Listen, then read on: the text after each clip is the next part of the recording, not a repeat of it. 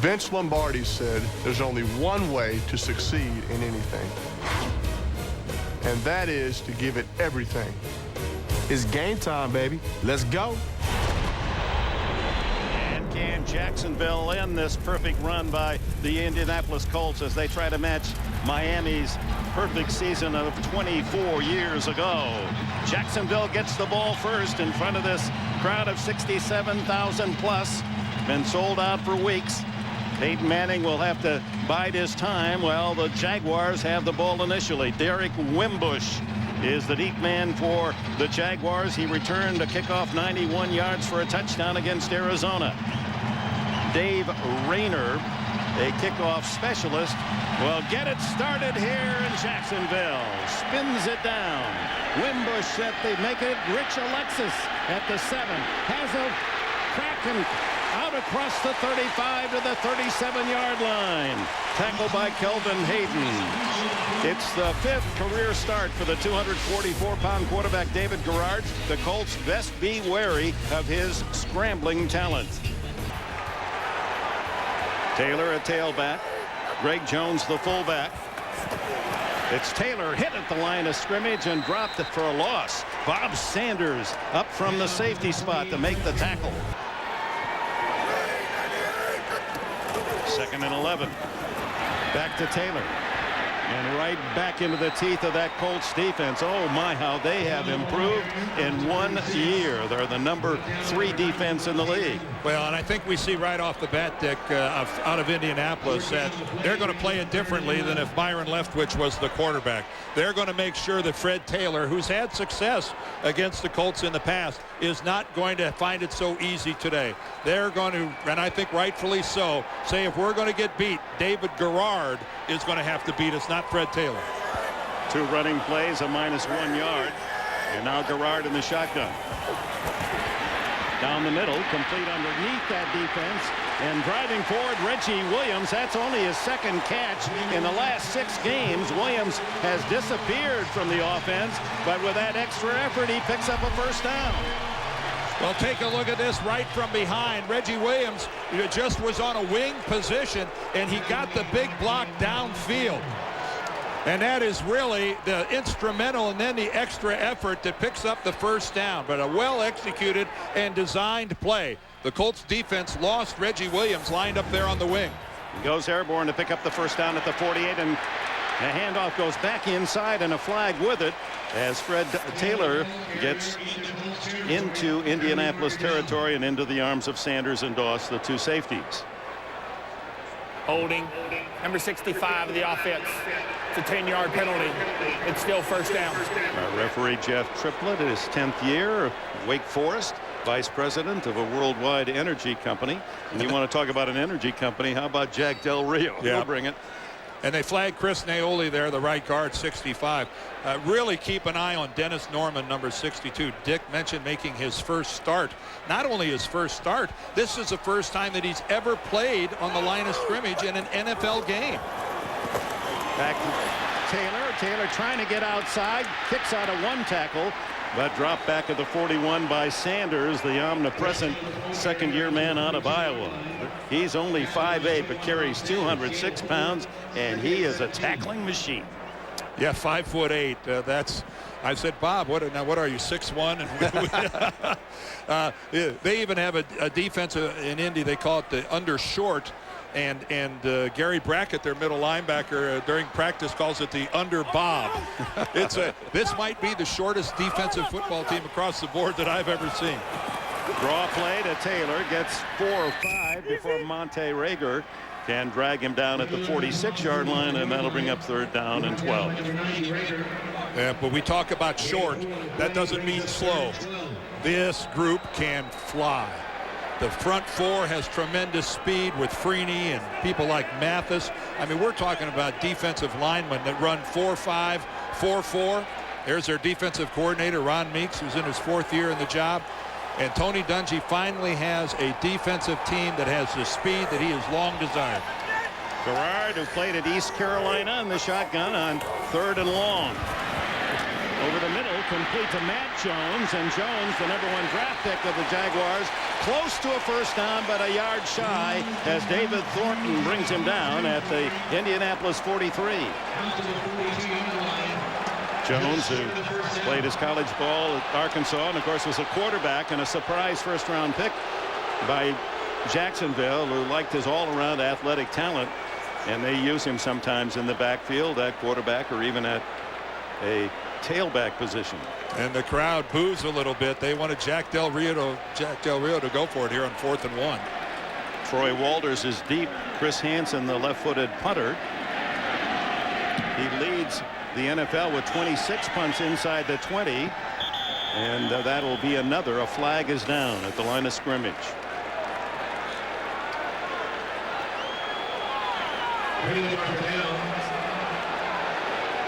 And they're marking the spot where it went out of bounds, so apparently it is against Jacksonville. And that is only about a 21-yard net pickup by Jacksonville on that punt. That's not what they were looking for. Yeah, the ball out of bounds at the 21. Josh Scobie, whose field goal beat Indianapolis a year ago.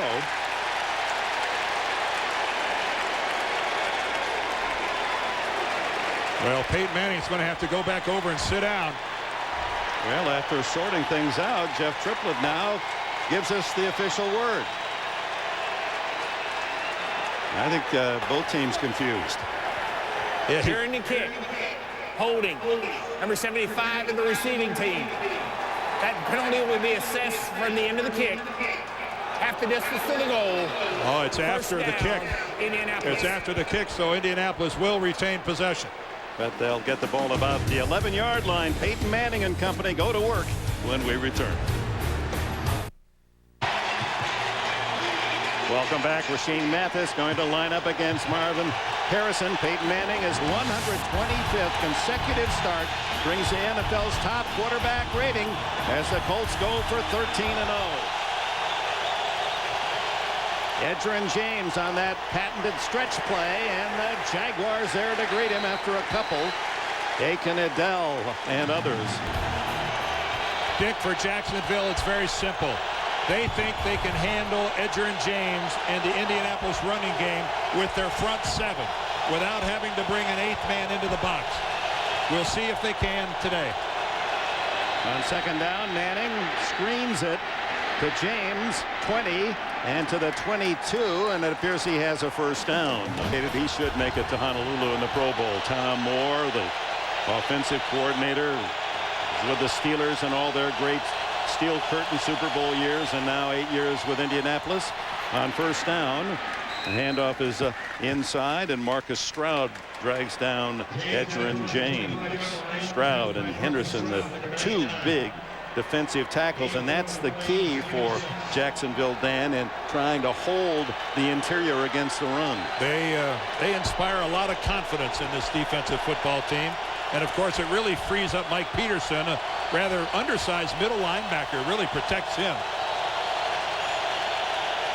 On second down, play action, and a quick throw complete to Fletcher, the tight end, and Brian Fletcher, the younger brother of Terrell Fletcher, the former running back with the San Diego Chargers, is being used in more and more at tight end and gets the first down. Anybody who's eligible to catch a pass will sooner or later get it from Peyton Manning. They do involve everybody in this offense, and Brian Fletcher, a guy who has really come on lately.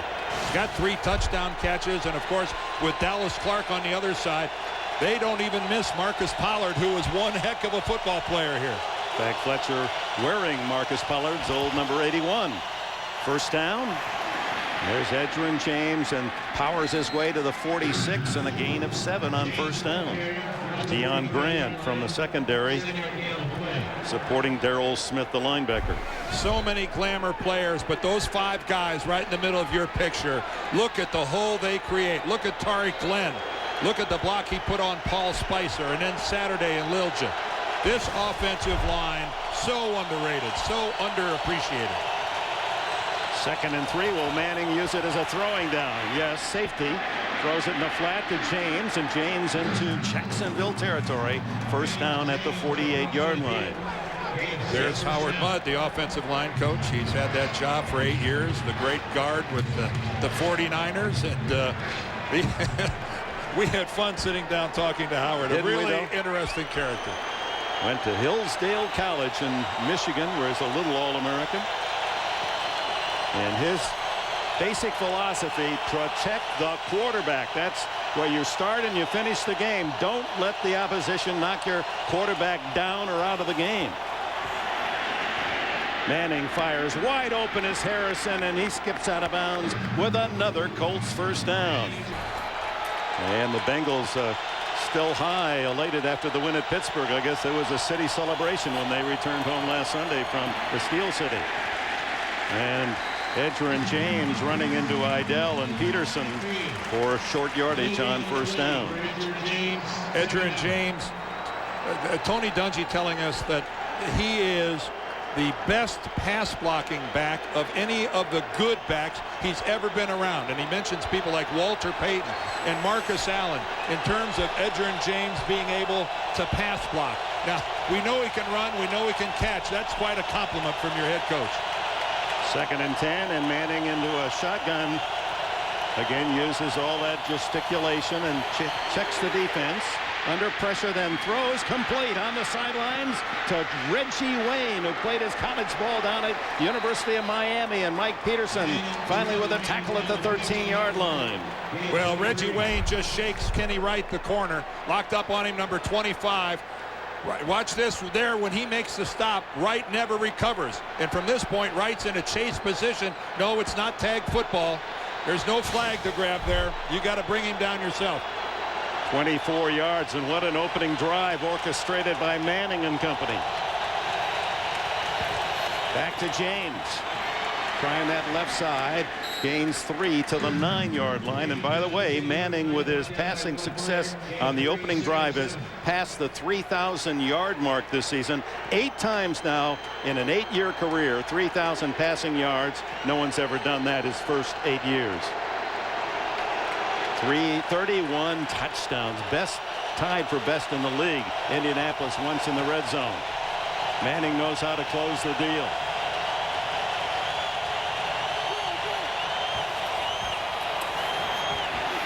Over the middle and wide open, Harrison for the touchdown.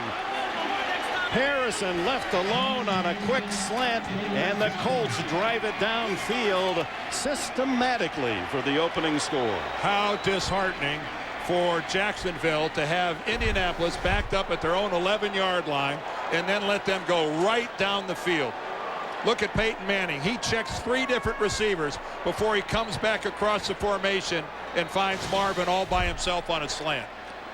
Wow. Yeah, this has to be a little disheartening for this sellout crowd here at Alltel Stadium. Vanderjagt adds the extra point.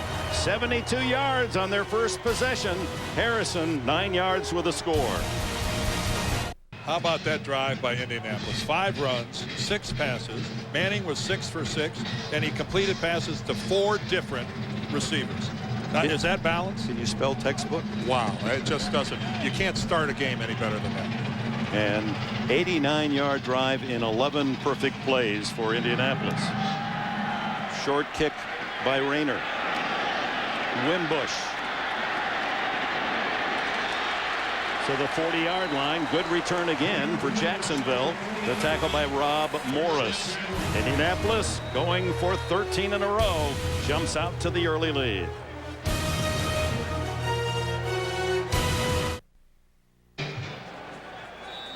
You see David Garrard 2 for 2 on the opening series. He has 95 completions. Byron Leftwich sitting it out with a broken left ankle. They hope to get him back for the playoffs.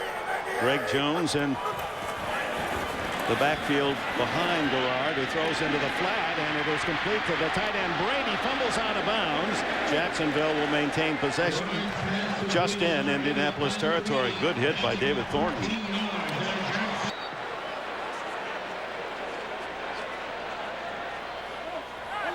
Wimbush and Jones, as Fred Taylor rested in this series. This is Wimbush, or Jones rather, and he is spun down at the 49-yard line. Jones, who has played as the starter 3 of the last 4 games with Taylor on the sidelines, and Jack Del Rio really likes this young 250-pounder out of Florida State.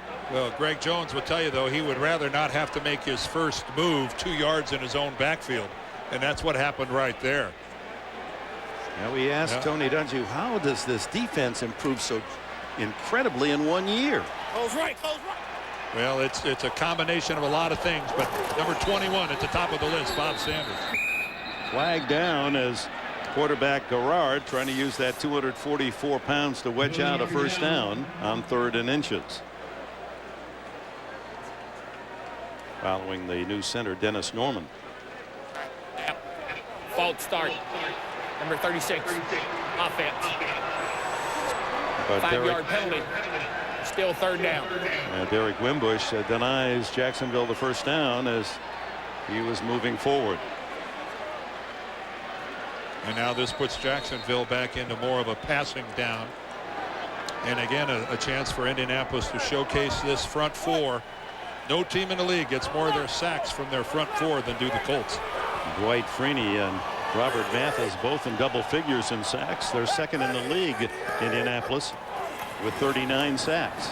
Quick throw, and wide open is Jimmy Smith, and the veteran out of bounds, not only with his first catch, but with those yards. Smith now is the 13th player in NFL history, 12,000 career receiving yards. Well, a good job by Garrard of finding the fact that Jason David, the corner over there, decides to not play very tight defense. I don't know what kind of defense Jason David was playing, but he seemed to be awfully afraid of Jimmy Smith going long on him and just handed that first down over on a silver platter.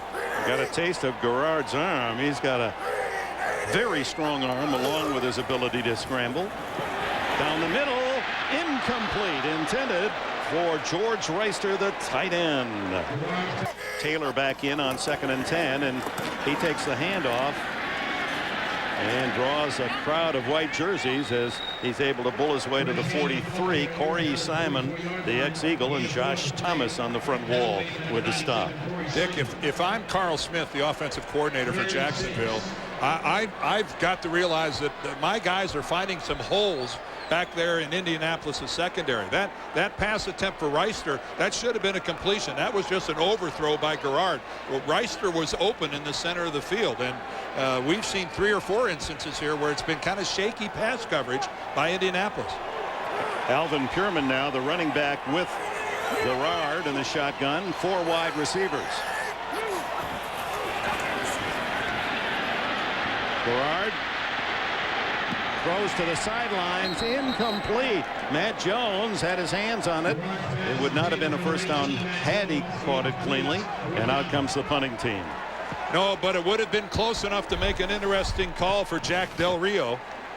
Again, here's what Garrard can do. If he's forced to leave the pocket, which he was at time, Monte Rager there brings him down. But he was able to make a play, and he was actually able to make a throw good enough for what should have been a completion. Troy Walters back as Chris Hansen will punt it again.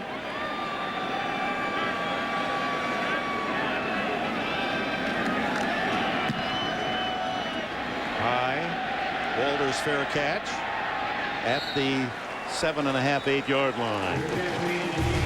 Nearing the end of the first quarter, Indianapolis in front.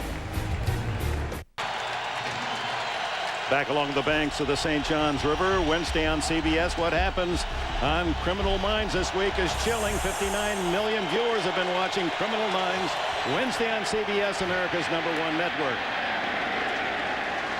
And on first down, Edger and James are wrapped up. The first series for the Colts started at the 11. They start from the 8-yard line this time. And Dan, just to underline how successful this offense has been for the Colts. So far this year, they have 43 touchdowns, and they have punted 35 times. That's a pretty good differential. Oh, Manning slips and falls and is down back at the 2-yard line. And Anthony Maddox will gladly accept a cheap sack. You don't see that often. Manning tripping as he went back to pass.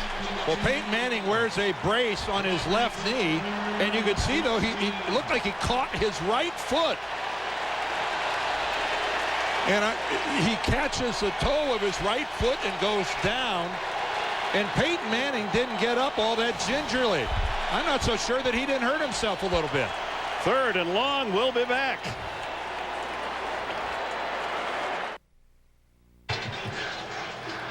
An improbable stumble by Manning. That had some Colts fans' hearts in their throat. Watch his right foot. He's just going to stick his toe into the ground right there. That's not the turf. That's not a bad field. He just didn't lift his right leg up high enough. And he got up very gingerly. He tweaked something. Meanwhile, Jacksonville, they're on their feet for the defense. 3rd and 16. Manning from his own end zone. Down the middle. Almost intercepted by Deion Grant, intended for Reggie Wayne. That was close. Well, after the first drive where Indianapolis took it 89 yards, Jacksonville desperately needed something to feel good about. And this is it, forcing Indianapolis to punt from their own end zone. And we've got a player down back in the end zone. But all of a sudden, Jacksonville's got something to feel good about. We'll give you the injured Jaguar player when we return.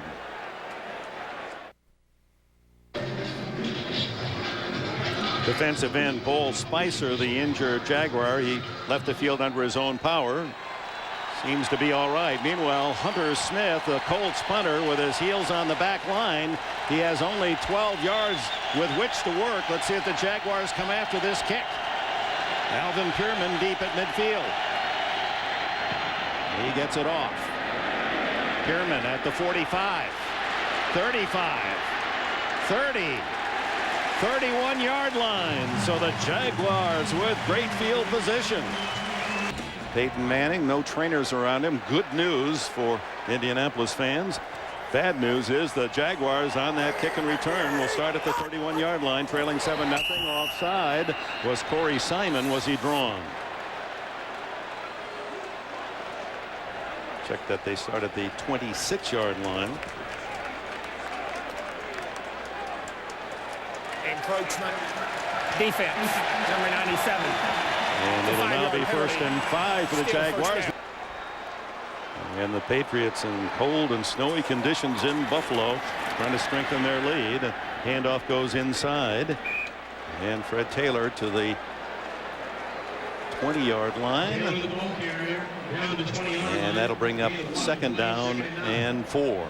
And this is just imperative for Jacksonville to score a touchdown on this drive. You're not going to get a gift like this very often where you get this kind of field position. And a field goal just not going to be good enough against the Colts. You got to get into the end zone. Jimmy Smith to the left. It's Kyle Brady, the tight end, in motion. Garrard throws over the middle, complete to Smith to the 9. 1st and goal, Jacksonville. And that's the end of the first quarter with the Colts leading 7-0. You're watching the NFL on CBS, America's #1 network.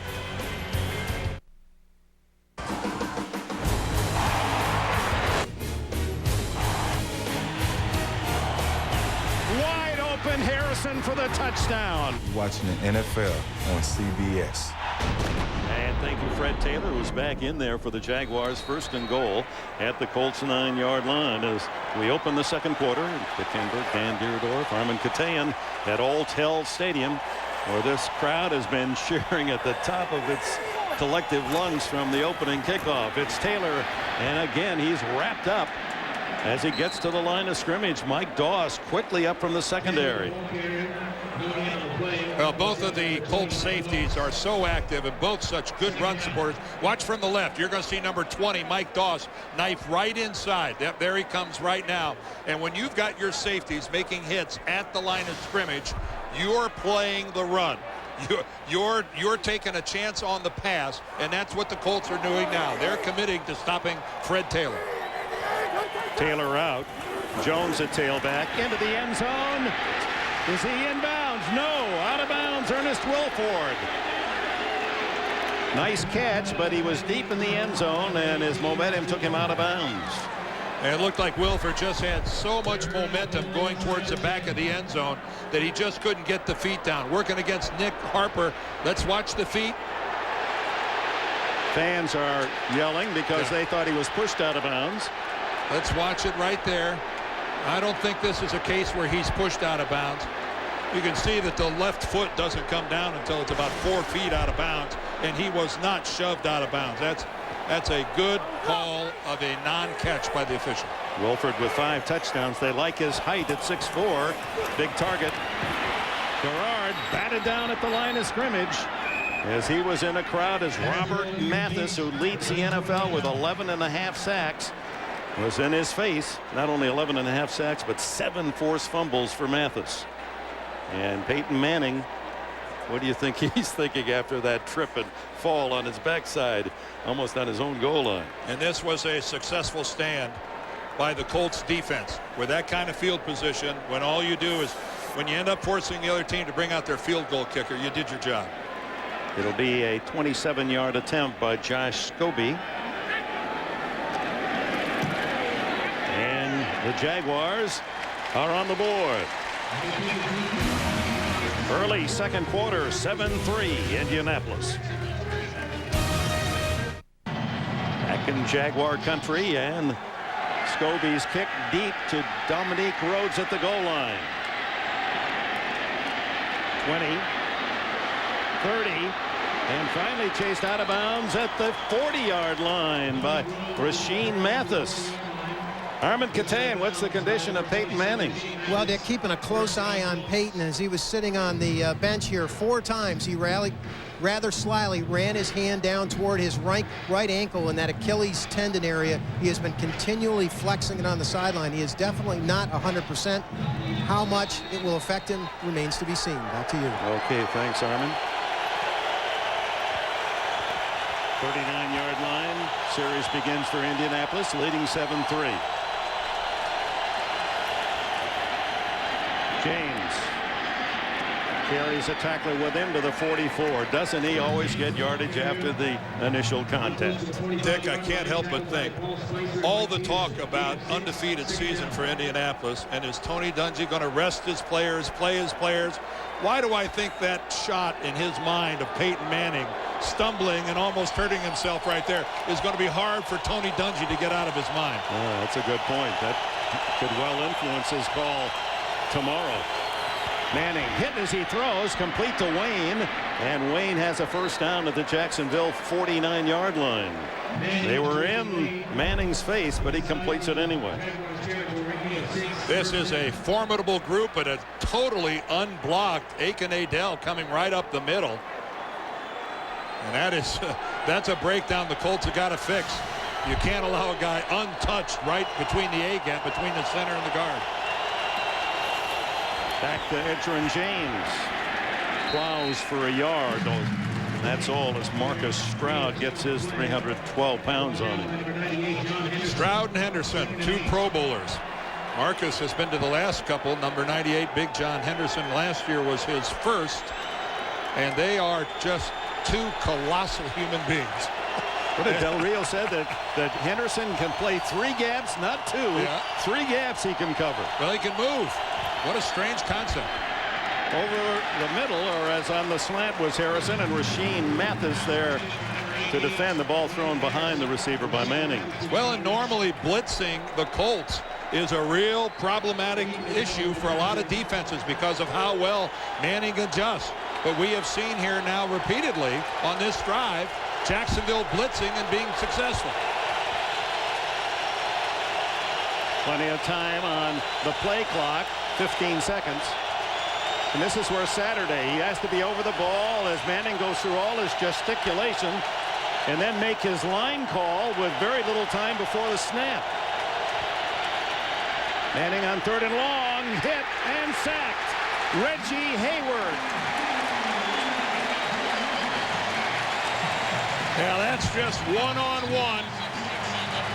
Reggie Hayward against Ryan Dean, the right tackle. And Dean gives him the soft corner. And Reggie Hayward just collapses right in on Peyton Manning. Take a look at the bottom of your screen. Number 71, Dean just gives that corner. And Reggie Hayward too good not to take advantage of that. 6.5 sacks now for Hayward, the former Bronco. And the punt, Hunter Smith. Alvin Pierman. Short return to the 17. Rob Morris, a starter for several years with the Colts, now playing on special teams. 7-3, Colts in the lead, second quarter.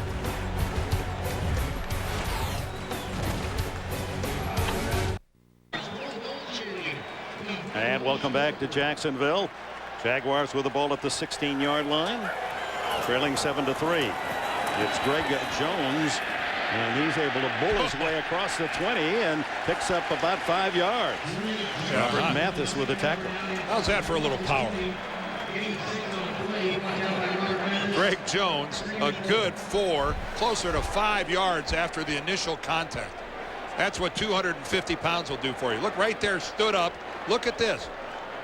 He gets 6 yards after he's hit. How is it all power? He just takes Robert Mathis for a ride. Living up to his nickname, Tank, as he plowed his way for 6. Fake to Jones and then a reverse to Richie Williams, but the Colts were ready for it, and back for a loss as Bob Sanders, who's been all over this field in the first half, a big loss. Loss is back to the 15-yard line on the reverse, so 3rd and 11. Garrard hit and then gets it out of there, complete to George Reister, the tight end to the 20, but far shy of a first down as Thornton and Brackett collaborate on the tackle. Well, just too much speed here for the Colts. First of all, great pressure. Take a look at it again, only with 4 people. There's Dwight Freeney, 93 coming, but it's right up the middle, Monte Rager. But again, sitting back in the zone, and when you sit in a zone, everybody's always looking upfield, looking back to the ball. It's just close, cover, and tackle. And these Colts can tackle. Chris Hansen's kick, and Troy Walters, son of a coach, was a ball boy for the Vikings as a kid. Former Stanford star. Whoa! Down, but that'll be a penalty. That's 15. That's 15 yards. That's a way to break a guy's neck. Oh, Brian Jones, the culprit. Whoa, that is a way to severely injure a guy. Walters is lucky that he's not really hurt. And that is a guaranteed 15-yard. That's the personal foul kind of face mask. Spot is the 36-yard line. 15-yard penalty would take it to the 49 of Jacksonville. Very deliberate is Mr. Triplett. There are 2 fouls on the play. Holding number 36 of the receiving team during the return. Personal foul. Face mask number 86 of the kicking team. Those fouls will offset. It'll be Indianapolis's ball at the spot of their foul by rule. Timeout. So the 36-yard line will be the spot, and here is Troy Walters surviving what could have been a very dangerous foul.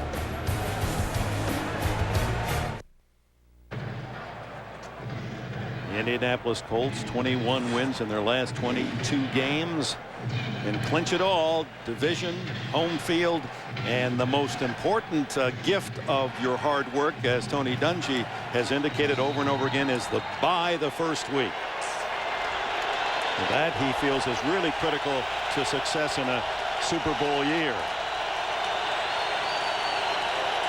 The spot where Walters received the punt was the 35, so that's where action begins.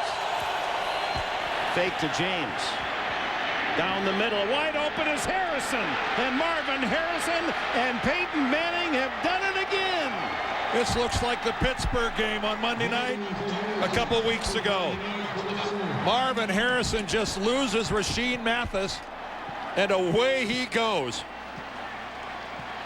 65 yards as Harrison has his second touchdown catch of the half. Well, as it starts so many times, it starts with play action. Look at the feed to Edger and James.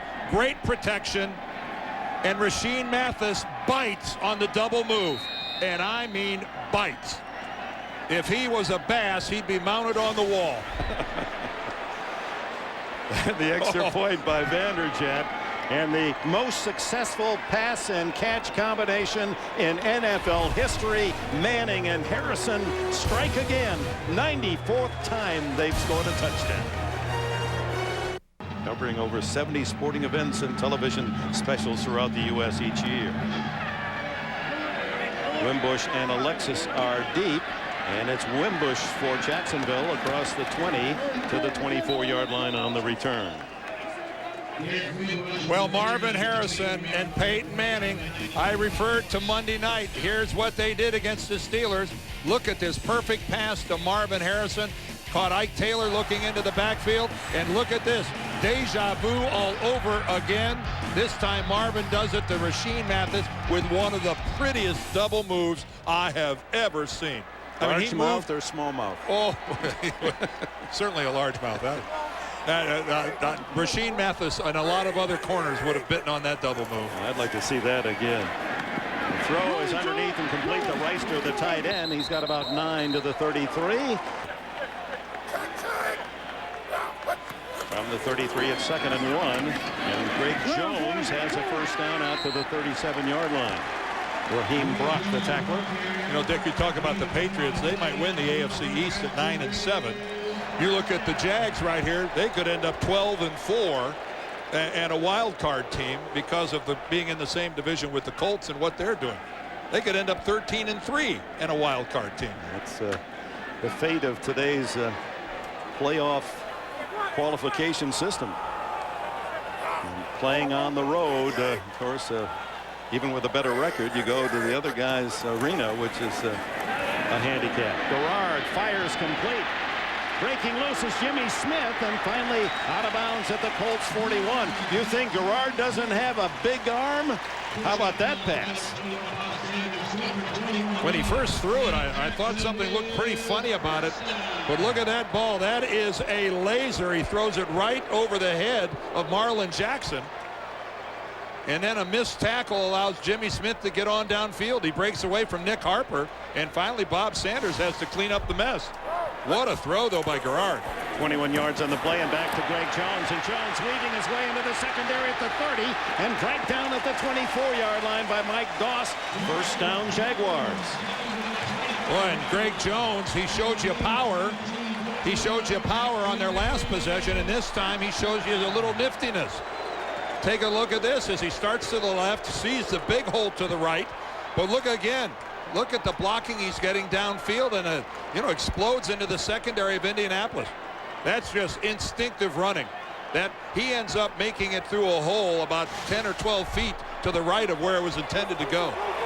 Jones now over 500 yards on the season as he backs up Taylor. Taylor returns to the lineup, and he takes the handoff inside the 20 to the Colts 19, and a gain of 6 on first down. Josh Thomas and Bob Sanders again with a tackle. And right now this offensive line of Jacksonville is banging away at the Colts. They're starting to really hump it a little bit in there. See Khalif Barnes there, the rookie, who's really made an impact on this line since he started at left tackle in the 5th game of the year. And Dennis Norman, the fill-in at center, is doing a great job. Flags down, and quick hitter gets very little as Taylor tries the center of the Colts defense and was greeted by Brackett and Gardner. We're looking right there at Dennis Norman. I was worried about the center quarterback exchange. You got to start at the very beginning with a guy who's never played before. Penalty. It's still second down. Again, take a look at that. That's Kyle Brady sealing things off. But it's a hold. Yeah, it's you see blocks like that 20 years ago, that was an automatic hold, but you see blocks like that today that don't bring a flag. It's sometimes very hard to discern what is a hold and what is not, because you can drape your arms all over a defender. Garrard out of the shotgun. Quick throw over the middle is complete to Brady, and the he fumbles the ball. And the Colts are all around it. No signal yet. Well, the Colts had it. They got it. Yeah. They would have had to have lost it down there because they certainly had it. A big hit on Brady that jarred the ball free. Looked like Monte Rager was the guy, the first one that might have landed on the ball. Yeah, I think he's got it, number 90. Yep. There's Rager with a pigskin, and a flag flew in the midst of that pile, and we'll see what that's all about.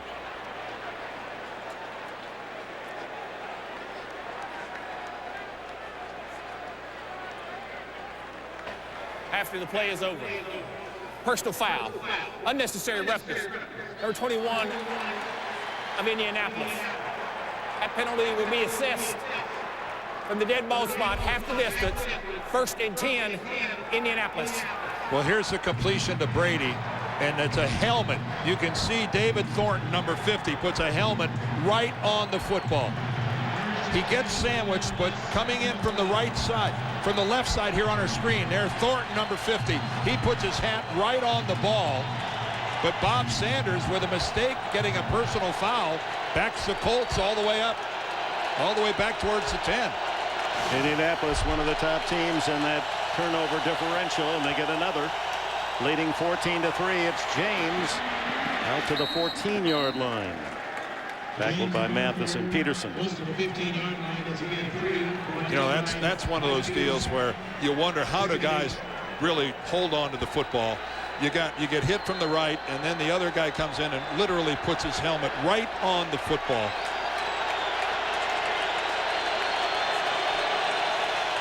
Manning checks the defense, 7 in the box, so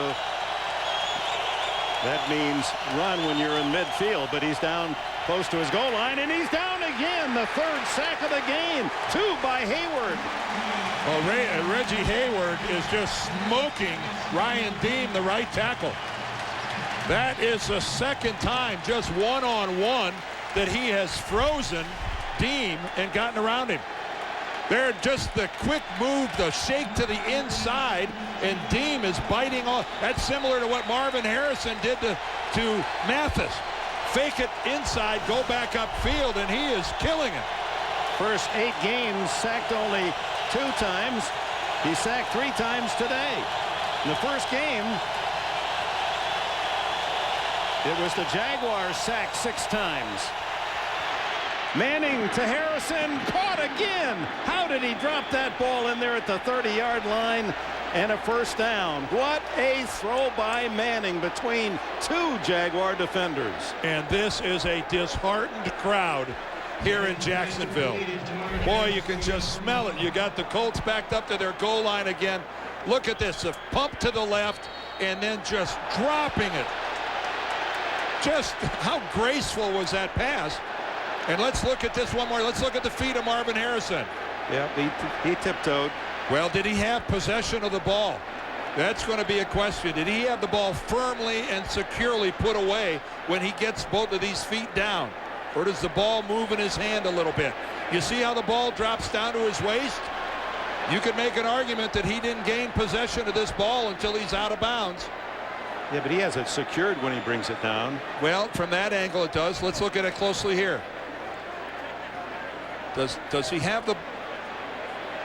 Yeah, there's a little juggle, isn't there? Yeah, you know that. Jacksonville is challenging the ruling on the field. I have seen it. I have seen less ball movement than that result in an incompleted pass at the sideline.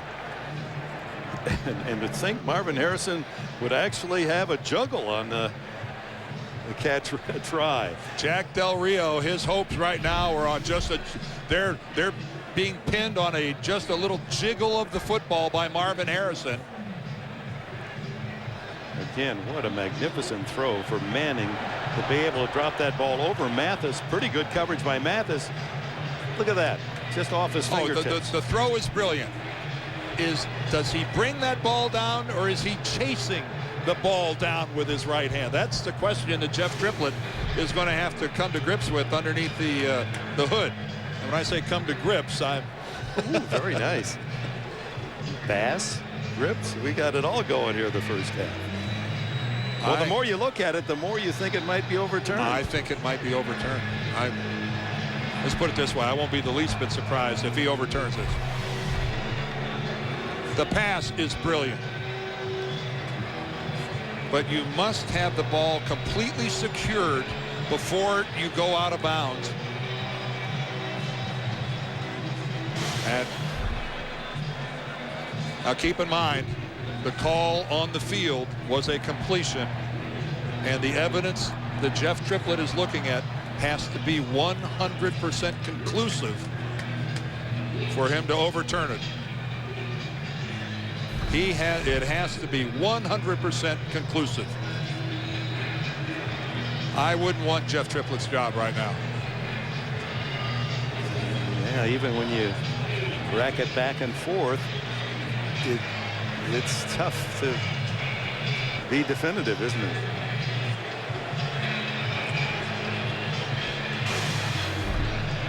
Here comes our referee with the official call. After reviewing the play, the receiver does get both ball in his possession, 2 toes touch inbounds, and then completes the catch as he goes out of bounds. It is a catch. Jacksonville is charged a timeout. Yeah, don't mess with a Michelangelo. I mean, Harrison is so good.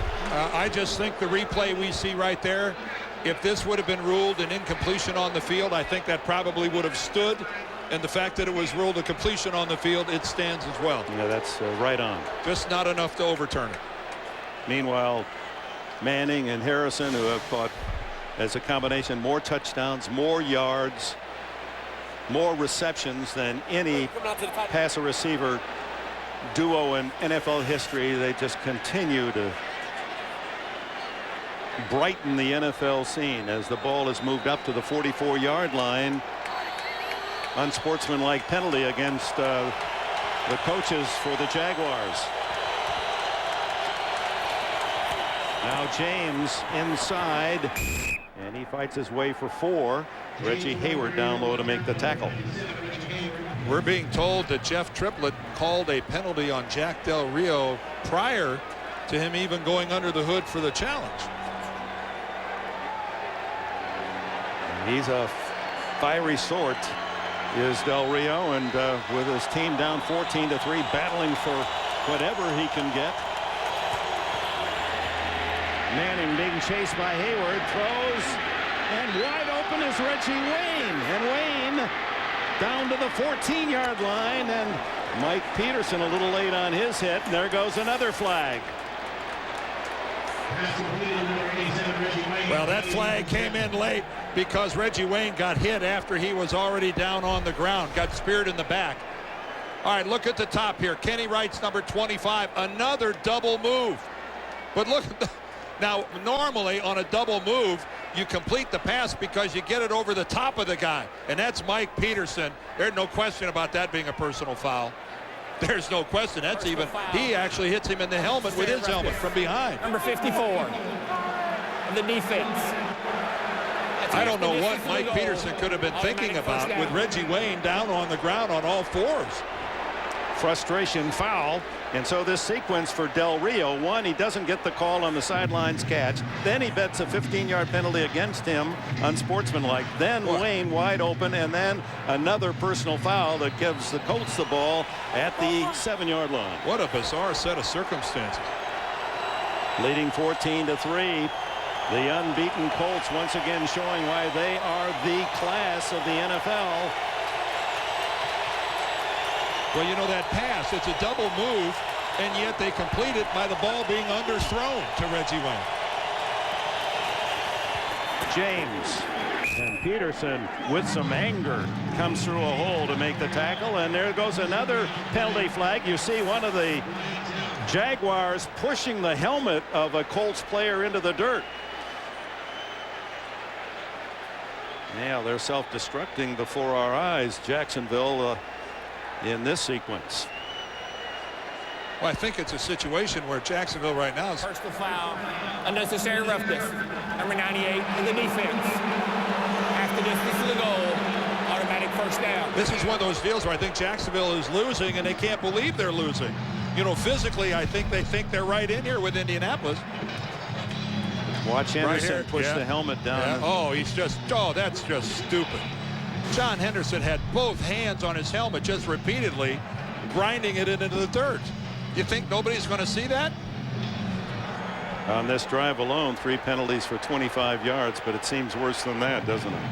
Oh, that's Again, we have just seen two totally out of character moves by Mike Peterson and John Henderson, getting back-to-back personal fouls. Hey, these guys are good anyway. You can't make it easier. So it's 1st and goal from the 3.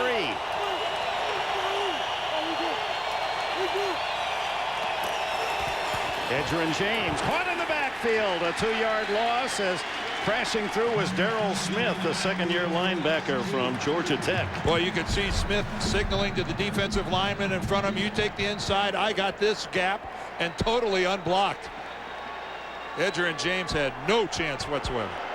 You don't hang a run deficit on James very often. No. But it's a great aid when you get in the backfield unblocked.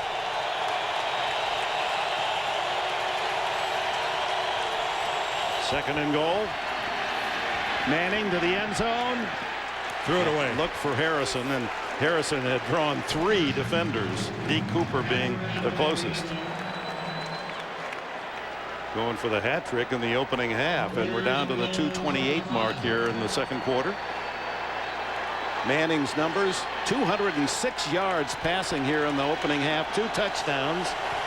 That was only his 3rd miss out of 13 throws. And the Colts that last time made an adjustment to double up the pass pro on Reggie Hayward. 3rd and goal. 4 wide. And then to the end zone to Reggie Wayne, out of bounds. No touchdown. Again, a terrific throw by Manning, but Wayne couldn't get both feet down. Well, Manning threw it to the only place he could because of the coverage. There's awfully good coverage out here. That's Kenny Wright, number 25. You know, he's taking away everything underneath, and it would have had to just been perfection to try to get a touchdown with that kind of coverage. Vanderjagt, who has missed only once all year. Look at this formation. And at Vanderjagt, he's going to throw the ball, and it's incomplete to Justin Snow, the snapper, normally. But Snow's also a tight end. And it's Hunter Smith with the throw. Well, somehow, and that a trick play by the special teams of the Colts, and somehow with everything they did wrong on that series, all the mistakes, the blown coverages, the personal fouls, Jacksonville escapes without any points. They get out of it without giving the Colts any points. Yeah, Hunter Smith, the punter, and Snow, normally the snapper, but he is a tight end on the scout team. Well, give Deke Cooper credit, the only guy from Jacksonville that was even close enough to make Smith have to throw a ball a little too far out in front. So from the 5-yard line, Jacksonville dodges what could have been a 21-3 deficit, and it's Greg Jones pushed back after a yard gain with Josh Thomas and Corey Simon spearheading the charge. That's going to take us down to the 2-minute warning. Jacksonville has 2 timeouts left. Indianapolis gambles, and it fails. They stay in front 14-3. A first down would be an awfully good thing for Jacksonville. Try to get into the locker room down 14-3. Gerard underneath, and it's a short gain to Brady to the 12, and brings up 3rd down. Yeah, the last thing you want to do is give Indianapolis the ball even with a half a minute. If I'm Indianapolis, I'd think about calling a timeout. They've got 2 left. I'd take one right here. And Jacksonville, since Tony Dungy has elected not to, is going to milk the clock here. Still 15 seconds on the play clock. 1:25 left in the half. Well, Tony choosing to save them for later.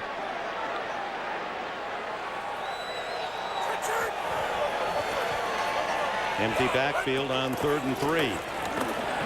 And Gerard sneaking forward does not get the first down. Well, stop the clock here, Tony. There it is at the 104 mark. And the Colts still have 1 left. So Indianapolis is going to get the ball again with a 14-3 lead. Well, Chris Hansen will be punting. He'll receive the ball on the snap right on the goal line with Troy Walters back at the Indy 40-yard line. You know, I could see a quarterback sneak if you had 1 yard, but 3, that's a long way to go on a sneak. He made 2. Low driving kick. Walters down at the 43-yard line. And the Jacksonville Jaguars right now defensively, their reality is we're already down by 11 points. We cannot afford to fall farther behind. Harrison, as always, out to the right in this formation and most every. But Reggie Wayne on the left side, his normal spot, is wide open for a first down and a gain of 12 to the 45. Now Reggie Wayne coming into the game, and this would surprise some fans that don't follow Indianapolis, has more catches this year than Harrison. 1 more, but 67 on the season and 4 more today. And their averages, Wayne's average is 12-9, Harrison's is 13 even, so they're identical in that respect. Manning looking down the middle, throws incomplete. Hasn't gone to his tight end Dallas Clark the entire half. Mike Vanderjagt, and we'll check his target line to get to the 33-yard line for a 50-yard attempt. His longest this year is 48. We're not in a dome, and we're at sea level. Actually, his percentage is better on the road than at home. That's a shocker. That is surprising. Fake to James. And then throws to James. 40, 35. Well, there's your target line. Say 33. Manning gets you to the 33. Yeah, but he's got 37 seconds and a timeout still to go. I'm not looking for Vanderjagt to trot out here just yet. Not yet. Now Manning and this cold offense, he is literally the offensive coordinator extension on the field, calling the plays, checks the defense, makes you commit. And then the call. And with the timeout remaining, he can use the whole field. He can still go to the middle of the field with his receivers. Steps up away from pressure, throws underneath to James, and Mathis wrestles him down at the 27-yard line.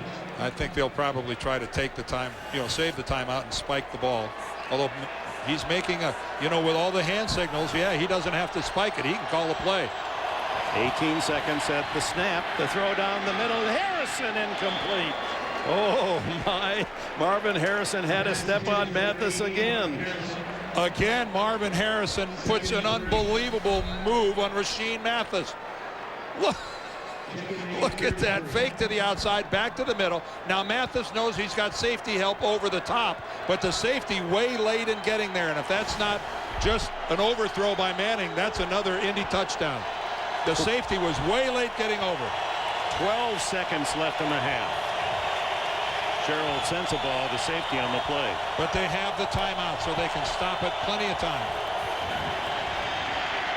Into the flat. James. And he works the sidelines. Out of bounds. Darrell Smith with a tackle at about the 22. And with 5 seconds left, out comes Vanderjagt. It is an artful display of offensive football. Yes, it is. And they still have the timeout in the bank. They never did use it. Vanderjagt on the road, career 89%, at home 86% in the confines of the dome. This one will be 40 yards.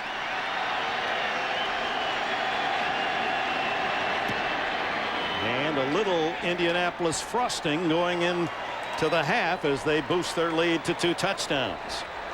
17-3, and we are at halftime. Peyton Manning, only 1 stumble in that first half. The rest was nearly perfect. Armin? Coach, with the Jags losing their composure a little bit and attempted a knockout blow with that pass from Hunter Smith. Well, it's something we thought we had and just didn't quite execute it, but we ended up getting the 3 points off it anyway. But you're right, we got to play with composure in the second half. All right, Coach, thank you. Dick? Well, Tony Dungy certainly exemplifies that quality, yes, doesn't he? I would say so.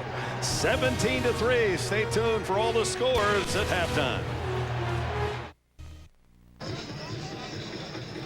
Getting ready for the second half in Jacksonville, as the score would suggest. The numbers favor the Colts. Yeah, they really do. Now, Jacksonville, you can see with the 3 sacks was successful in putting some pressure on Peyton Manning. But unfortunately, Dick, I think Jacksonville has put themselves in a position they have to play a perfect half of football if they're to get back in this game. Yeah, show you how tough it is to get to Manning. He's been sacked only 9 times all year, but 3 in the first half today. Here's another note for Jacksonville fans that makes it kind of dire.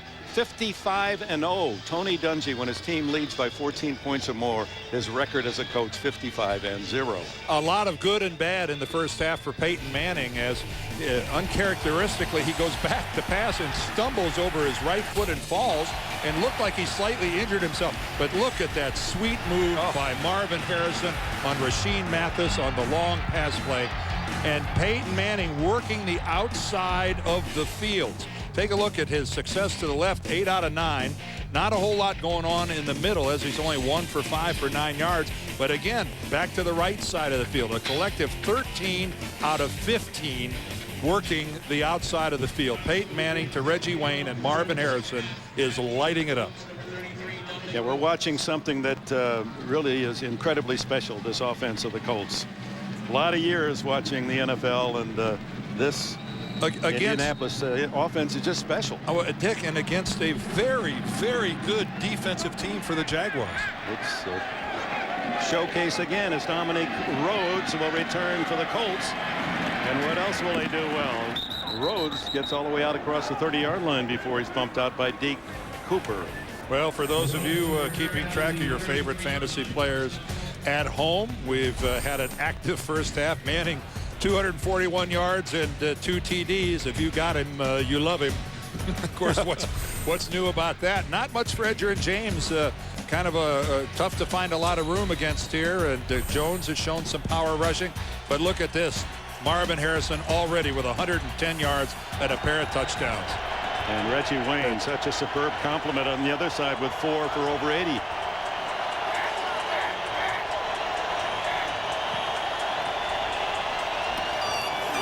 They start with a stretch play, a signature running play for the Colts. And Edgerrin James out to the 37-yard line, a gain of about 4. Reggie Hayward in on the stop.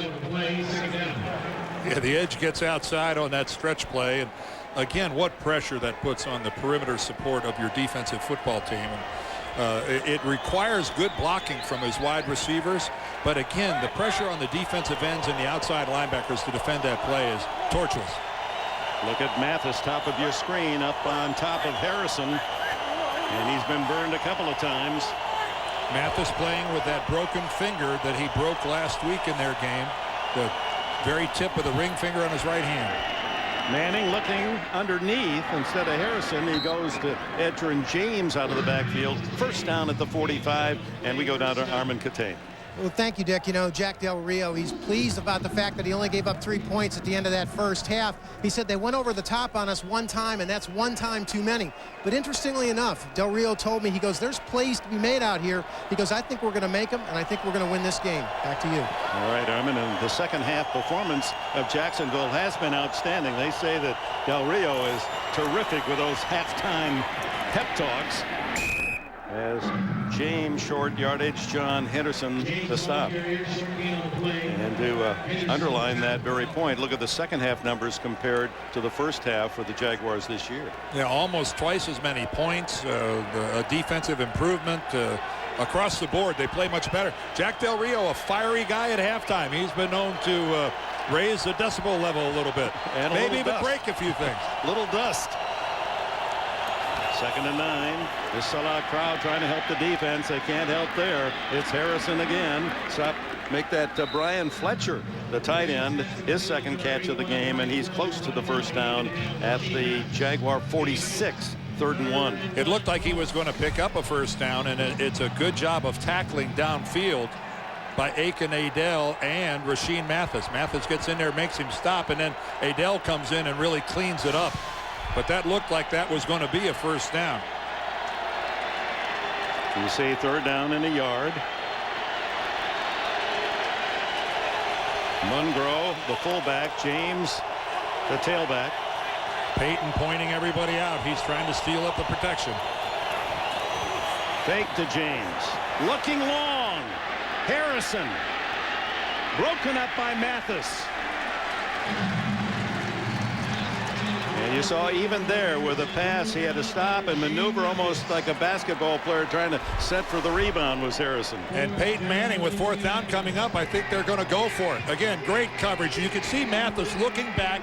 He plays the ball, then he plays Harrison, and then he comes back and readjusts and plays the ball again. Really well done, and the Colts are going for it. On 4th and 1 at the 46.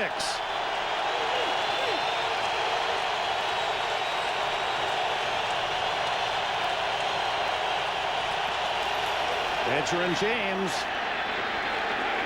And he had a second surge, and inside the 45 will be a 1st down. That's the kind of a call. That's the kind of a call an offense can make when you don't respect the other team's offense at all. When you're not afraid of turning the ball over at the 45-yard line. I know you have confidence in yourself, and great job by the Colts offensive line. But that decision is aided greatly by the fact that I don't think the Colts believe that offensively Jacksonville can mount a threat. That wasn't the case just a year ago. No, it was not. Keep in mind that Byron Leftwich, the normal starting quarterback for this team, has a broken ankle. He is on the sideline. David Garrard, and not taking anything away from Garrard, but this is an offense that's nicked. And they pick it up. Yeah, once they broke the yard line at the 45, they had the 1st down. No, a year ago, 2 years ago, remember, you'd watch the Colts and the offense was great, but they had to score 35 because the other team got 31. And not anymore. That defense has become a terror, and why the Colts are so unblemished. It's a defense that gives you the luxury of going for it on 4th and 1.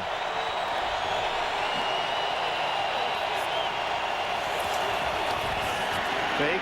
Manning, lots of time, then to Edgerrin James to the 42-yard line. Well, a year ago, up at the Hoosier Dome in Indianapolis, it was the Jaguars. The Leftwich 4-yard touchdown pass to Brady. 4th quarter, Leftwich to Jimmy Smith, 25-yard score to go up a touchdown. But there's Manning and Harrison, 39 yards, ties it up. 38 seconds to go, and Josh Scobie kicked his 4th field goal of the day, 53 yards, and the Jaguars won at 27-24. James hit in the backfield, and down he goes as Aiken Adell. Aiken Adell is playing a football game. This guy is all over the field, and that time Dallas Clark is going to try to block him. Dallas Clark, number 44, you can see him right there. He can't keep Adell from getting upfield, and Aiken Adell is playing himself one heck of a game. Yeah, his first 3 years, 130 tackles he's averaged, and Clark had no chance. Almost tempted to grab him, but did not. That's a hard block out in space like that to keep a guy from coming upfield. So it's 3rd and 10.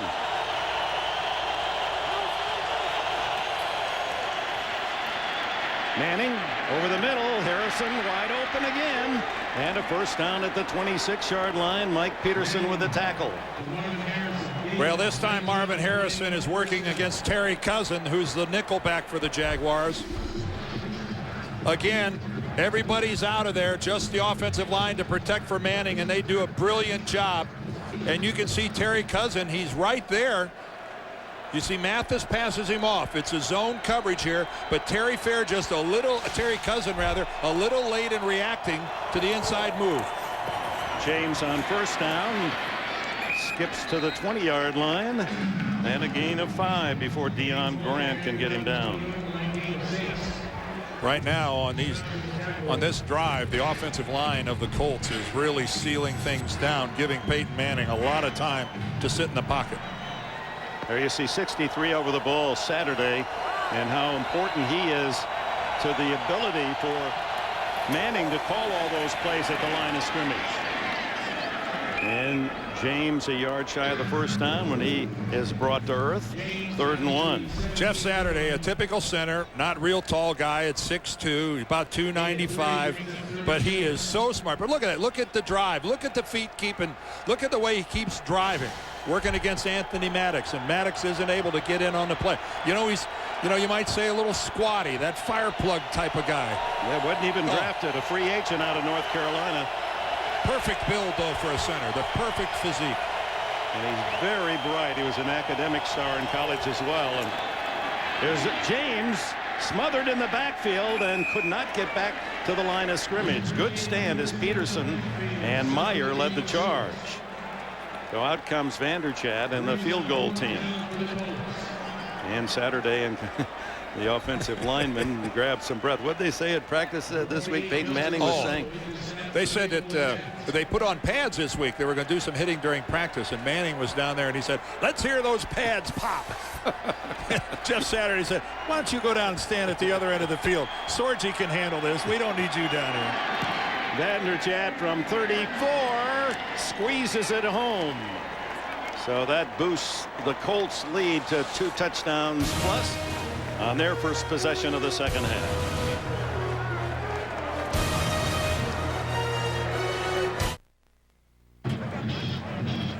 The offensive line coach Howard Mudd doing some classroom work with that offensive line. Well, what a nice drive, Dick. You open up the half, what, 6.5 minutes, and they get points out of it. 20-3. Derek Wimbush in Jacksonville. They need something big to happen offensively. They'll start from the 33-yard line, trailing the Colts 20-3. Here in Jacksonville, down in Alltel Stadium, it's David Garrard at the controls, and he gives inside to Taylor out to about the 38-yard line. Corey Simon, David Thornton with the tackle. I know some people might think, well, what are you doing handing the ball off to Fred Taylor down 20-3? I think reality is that David Garrard just can't throw the ball every down.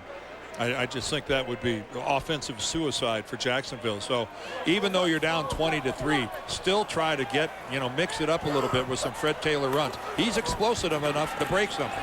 And Taylor hit from behind, and look at that crowd of Colts. The entire team on him. Dwight Freeney went around behind and then back in on the tackle. Well, talk about a high motor guy. Dwight Freeney got a great jump on the ball. Okay, let's just chase it down from behind. That's, he's been kind of quiet today. It's been really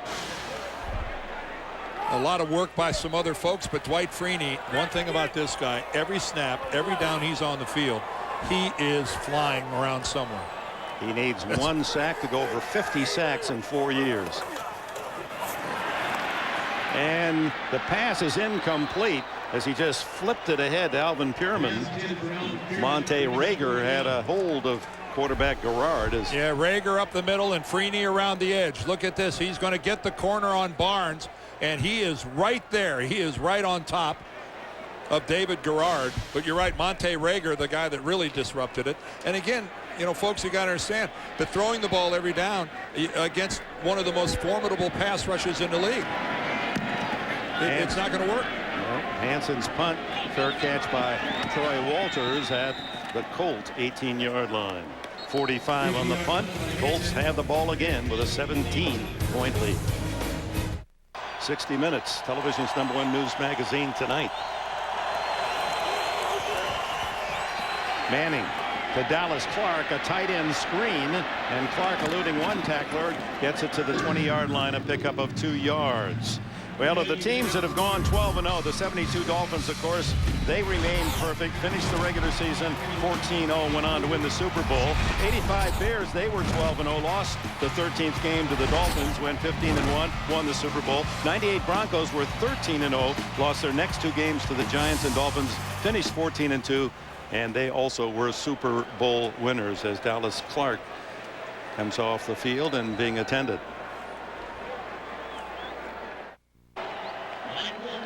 That's not the Atlantic, that's the St. Johns River. It's one of the widest and one of 2 in the world that flows south to north along with the Nile River. Manning and the Colts flowing toward a possible perfect season. And there's a perfect pass complete.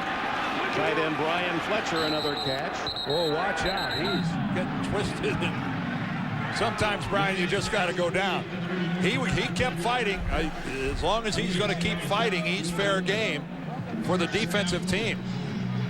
But he's not going down peacefully. Peterson, Mathis, Look at this. They keep going after him, and boy, that's a good way to get hurt. He's fortunate he came out of that okay. Drafted late by the Bears in 2002 and cut and was out of football and was talked into by family to stay with it. Was on the practice squad of the Colts last year and now a major contributor. Edgerrin James wrapped up at the 35-yard line by Aiken Adell. Dallas Clark, what happened to him on that injury? I think he lands on the ball. That ball can be awfully unforgiving, and you can see Dallas. It just, when you land flush on it on your sternum like that, you just get all the air knocked out of you, and you can't catch your breath. He has contributed with 30 catches to this high-octane offense of the Colts. And $1 million smile. Yeah, what a character. Yeah. Little town in Iowa. Manning to Wayne, incomplete. Covered by Kenny Wright.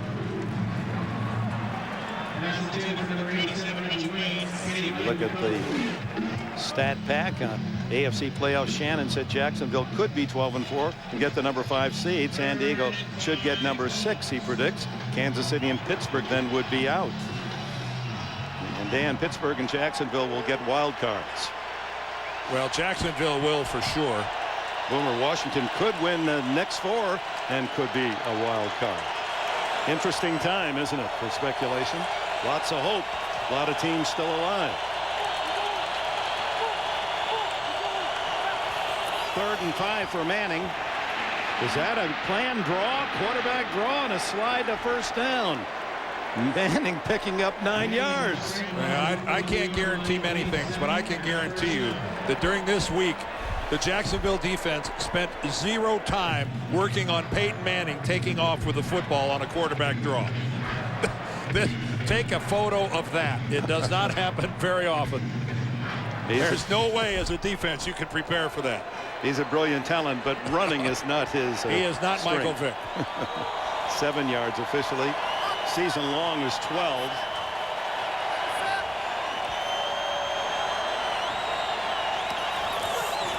James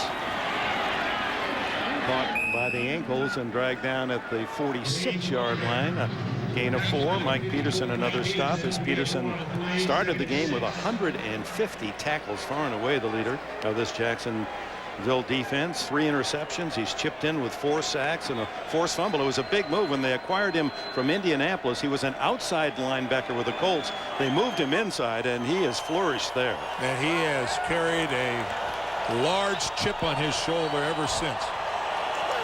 Upset that Jacksonville didn't keep him when he left as a free agent. Indianapolis. Jacksonville obviously wanted him. Manning. Quick release to James, a safety valve, and it works for another first down. Reggie Hayward off the line of scrimmage in that flat to make the tackle. 8 catches for Edgerrin James.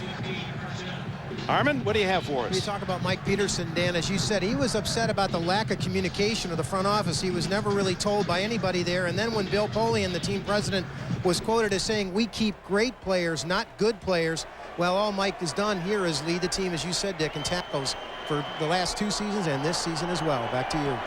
And he's really found a good home here and at middle linebacker. Manning now over 300 yards passing on the day. Just gets it off in time. Flushed out of the pocket, throws it away. Reggie Hayward, by the way, on that last play, again, the guy that forced Manning to throw it away. Hayward is playing one heck of a ball game. On 2nd and 10, James. Oh, look at that quick stop and start. Oh, look at that block by Tarek Glenn. And what running. Oh, what running, but what blocking by Tarek Glenn. Oh, the Pro Bowl left tackle for the Colts, folks. This is how you block. Watch number 78. He's locked up. Now he leaves his guy, comes downfield, locks up again, drives. Aiken Adell, he's lost in there. Well, Aiken Adele, number 51, he's going to be absorbed. He has just been swallowed up by Tariq Glenn. What great effort. And Edgerrin James pinballing his way downfield for 20 yards and another first down. Give it to James again.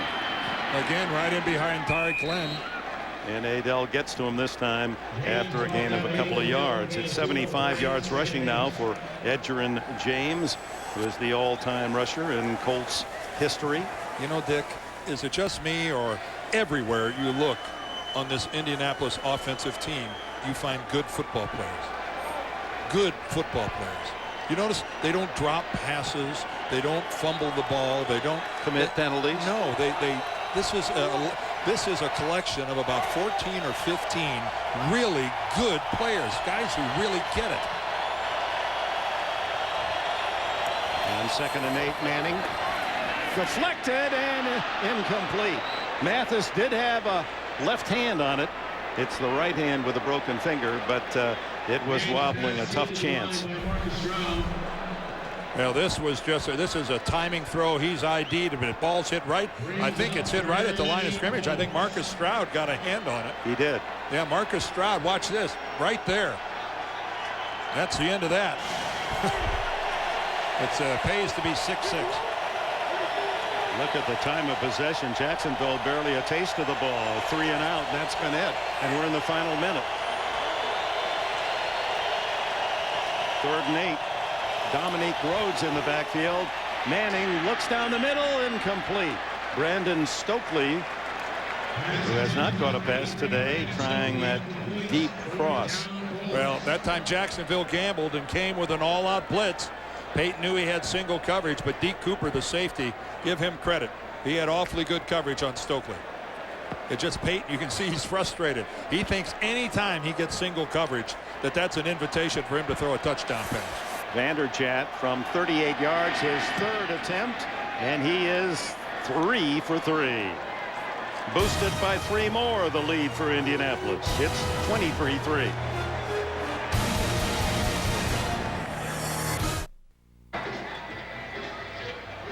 There's a report card on the offense for the Colts in the 8 possessions. Last 3 ending with Vanderjagt field goals. It's interesting, in week 2 when the Colts beat Jacksonville 10-3, they did not allow a point, did Jacksonville, on the first 8 possessions for Indianapolis.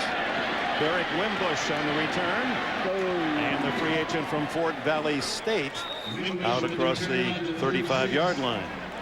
And a reminder, coming up next, the playoff shakedown continues. Larry Johnson and the Chiefs go at it against Drew Bledsoe and the Cowboys. Some of you will see the Dolphins and Chargers, others the Ravens battling the first place Broncos.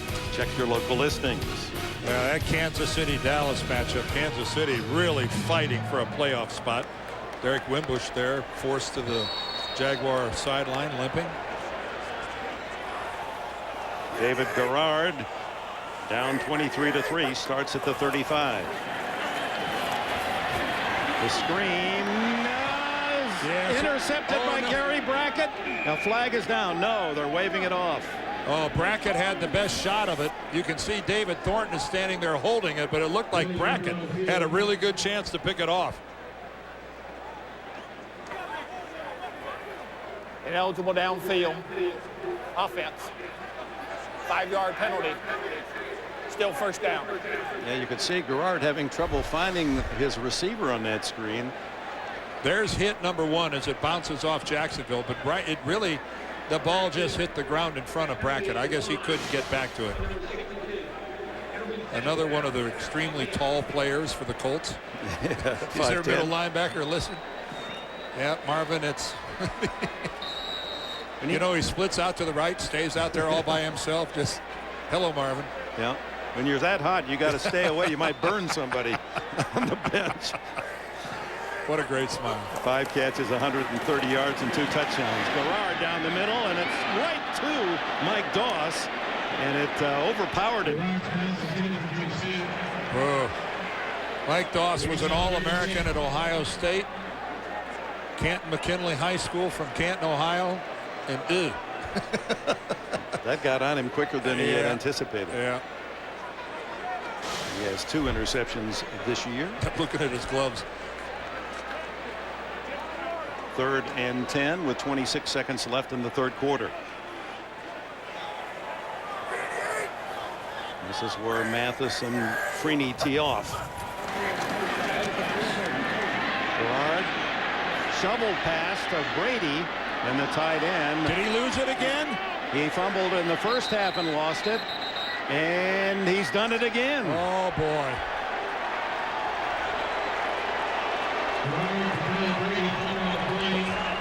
Well, Brady looked surprised at first when David Gerard threw it to him, but then a couple big Indianapolis hits again knocked the ball loose. Remember, we saw it before. A hit from David Thornton knocked it out.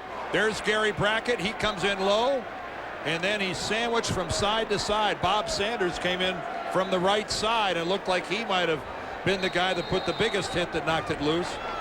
Talk about a man who's been all over the field. How about Bob Sanders, who wasn't recruited? It was only a kind coach that sent a letter to Iowa, said you ought to take this kid, that got him to the University of Iowa. And 5'8", many would overlook him, too short, some would say, in the profile, but he is a tackling machine. Edgerrin James unable to find a hole as the 3rd quarter will come to a close. Indianapolis 23, Jacksonville 3. Will return after this message and a word from your local station. You're watching the NFL on CBS.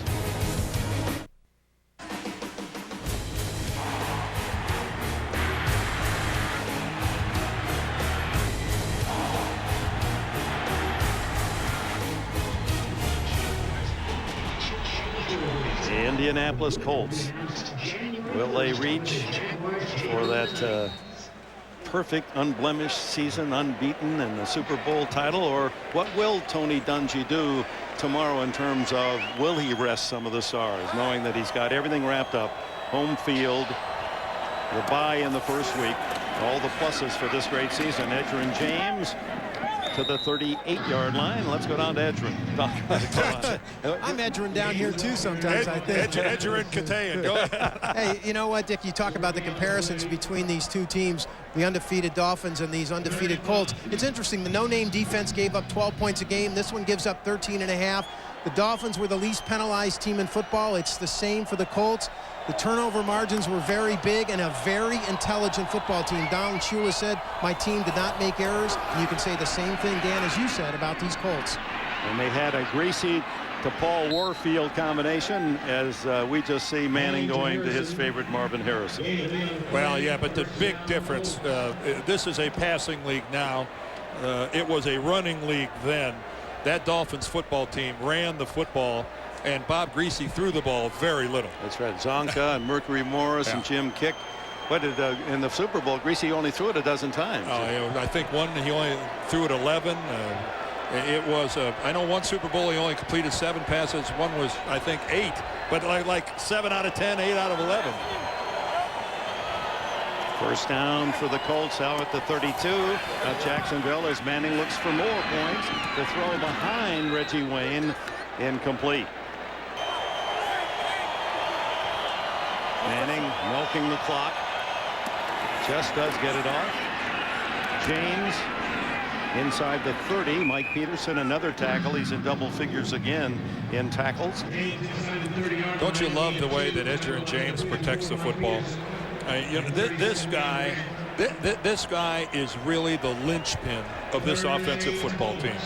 In many respects, he might be the most valuable guy on that field in the way that he possesses the ball, keeps the chains moving, doesn't turn it over, pass blocks, receives, runs. Yeah, Tony Dungy said he named him in the class with Walter Payton and Marcus Allen as a pass blocker. And here he is receiving the ball with sweet hands and quick feet, and he knows when to duck down, not fumble, not expose the ball. 9 catches for James in the game today. Gives him 39 for the season. Boy, and the Colts forced into a 4th down situation here. And Vanderjagt will try to make it 4 for 4. I don't think we're going to see the trick play again. Byron Leftwich, that'll be frustrating for him. He's unable to put weight on that broken ankle yet. They hope that he'll be able to come back in the playoffs. This one is 46 yards. Vanderjagt, true again. He's missed only once all year, 19 out of 20.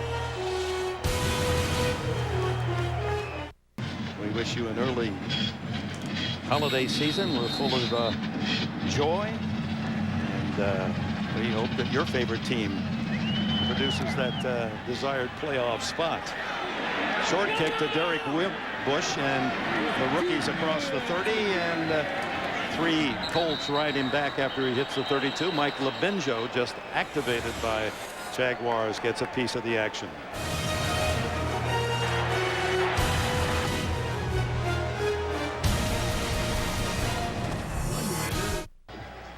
You bet, ho ho ho, when you're winning them all, your fans will travel. And a lot of folks from the Hoosier State down here in Jacksonville.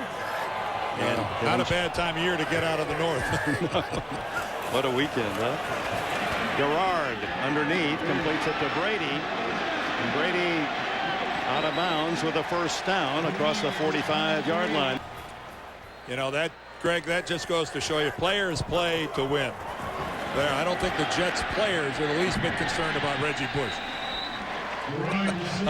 No, they'll take a win any way and any time they could get it. And that's a warning to all the good teams in the final 3 weeks that may seem to have an easy schedule. You can get one of those teams deep into the losing side, and they all rally and come up with that one win and destroy playoff hopes. Well, Indianapolis rolling up the yards, 377, and Garrard with a couple of completions now at a 2nd down and 5 at his own, at the Colt 47. Freeney almost got him.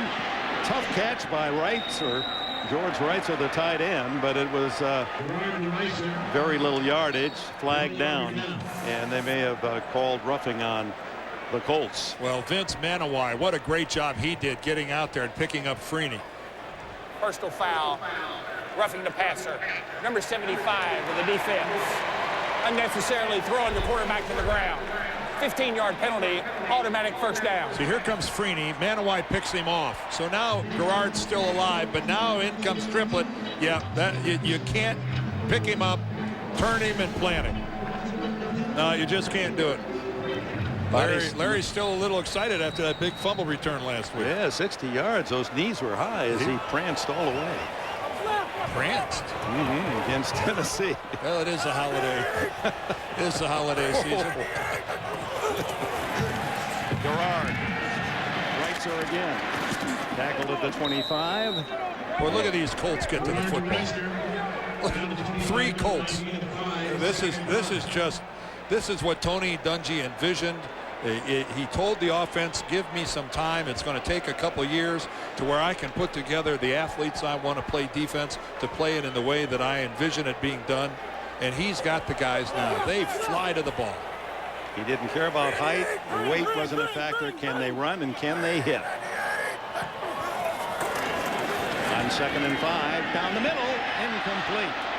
Intended for Ernest Wilford, and he started to reach out and didn't go all the way with the arms. Tyrannosaurus Rex. You know the short little arms that a T-Rex has? This is what they look like. Yeah, that's... He saw Nick Harper out of the periphery. 3rd and 5. I'm not saying that I'd want to run in there and get hit either, but that is your job.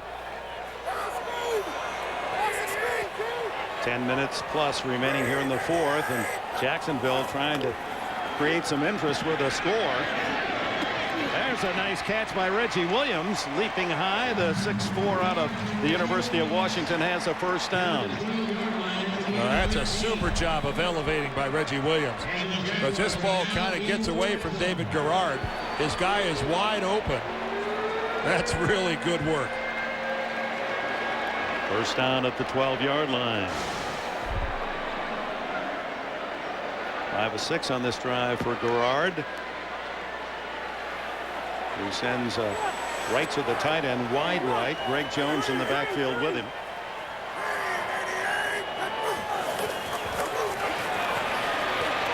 He He's caught from behind, throws it blindly to Jones for a completion, but a flag is down. See, that's what a big, strong guy can do. David Garrard at 244 pounds is not easily dragged to the ground.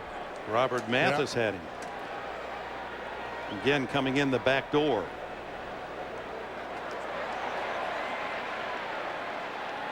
Appears to be, if Jack Del Rio is the official, he's signaling a face mask against the Colts.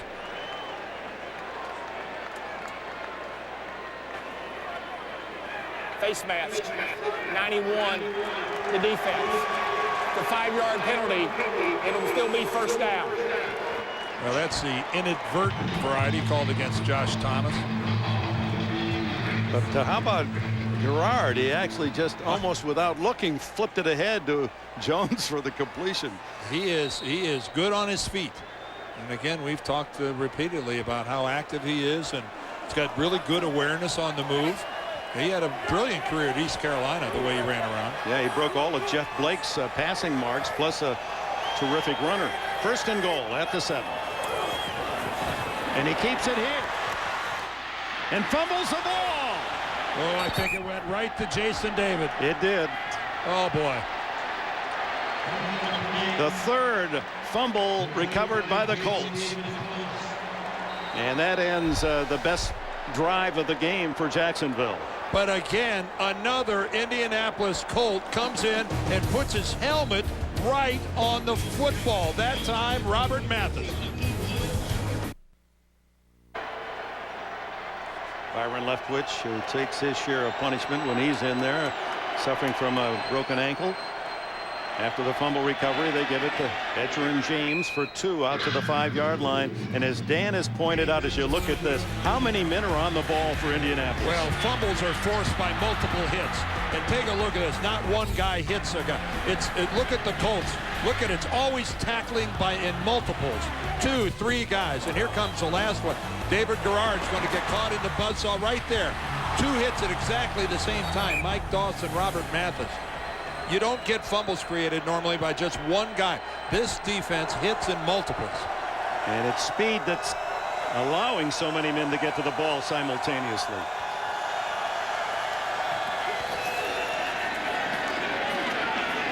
James for 5 for 6 yards. And let's go down not to Edgerrin, but to Armand Katan. Thank you, Dick. You know, you talk about these Colts defenders flying to the football. It really traces back to Tony Dungy's days in Pittsburgh with a great coach, Chuck Noll. Noll wasn't the type for stopwatches or tape measures. He said, show me the film of them playing, and the quality he most desired was explosion. And Tony said what he was really looking for in his defenders was striking ability, and he certainly has a lot of that on this defense. He got the high fastballs in the strike zone. And the Colts defense matching the play of the offense of Manning. Jacksonville has 9 guys up there in the box. Manning on 3rd and 2. Ooh, that was dangerous as he took a hit from Adele and Anthony Maddox on the slide. Peyton, you are up 26-3. Throw the ball out of bounds. Didn't make the first down. It's 4th and 1. See, this is just a case. Players play. You know, they just don't know how to do it any other way. Peyton Manning has no business taking off and running with that football, but he is what he is, a football player. He is all of that. And it's you just can't ask a player to play at half speed. So Hunter Smith in to punt. Alvin Pierman back at the 45 of Jacksonville. Smith driving this one all the way to the 33. The 50. Gets a couple of blocks. Well, look at this. And fights to the 41, and there you know it's going to happen. The yellow flag is thrown. Well, kudos to Pierman for not going down. In a football game that's out of reach, he's still playing hard. Rookie out of the University of Virginia. 206 pounds. He plays bigger than that, doesn't he? Boy, did you see that stiff arm he threw on that return? During return. Personal foul. Low block. 26 of the receiving team. That's a 15-yard penalty. Automatic, still a first down. David Richardson, who played his college ball at Cal Poly San Luis Obispo. Timeout.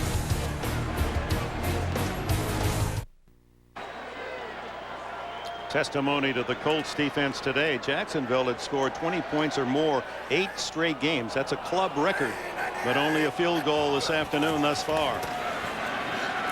Garrard deep down the middle, caught inside the 30-yard line by Jimmy Smith, the ageless one, 36 years of age, second oldest receiver in the league. Boy, did he lay out for that. There's Jimmy working the inside. Is it just going to be the simple move to the outside, then a deep post? And Garrard puts the ball right there. Good throw by David Garrard. Well done by Jimmy Smith. And like you say, 36. 5 catches today for Smith, and now a handoff inside to Greg Jones, and the 215-pound fullback tailback gets good yardage on first down. Yeah, this loss today for Jacksonville, it really is kind of meaningless. Look at their schedule remaining. San Francisco here, then they go to Houston, and then they finish up here New Year's Day against Tennessee.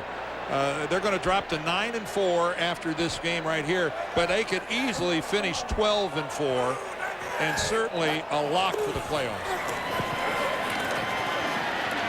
In many ways, even a win wouldn't have changed that, would it? No, it would have been some nice window dressing as you look at the entire AFC picture. We've given Indianapolis the win, which moves them to 13-0, and they have clinched the #1 seed in the AFC and everything that comes with that. Home field advantage throughout the playoffs.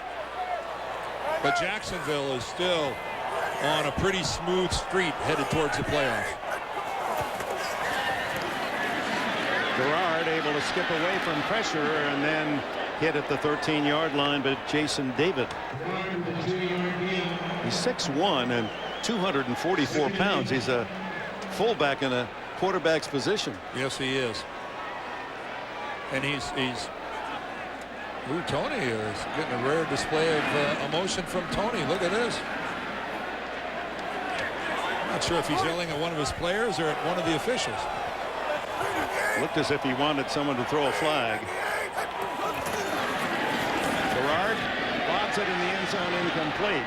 That's a play that has worked for him. Matt Jones, who is 6'6" and has made a couple of one-handed catches on exactly that pattern, but this one too tall. Yeah, if he was 12'6", he might have had a shot at that one. Picky. Manute Bol couldn't have caught that.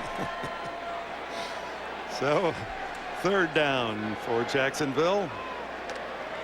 These fans were so excited about this game. I mean, they just had wonderful enthusiasm. They were looking for a possible win that would snap the unbeaten streak, but not close.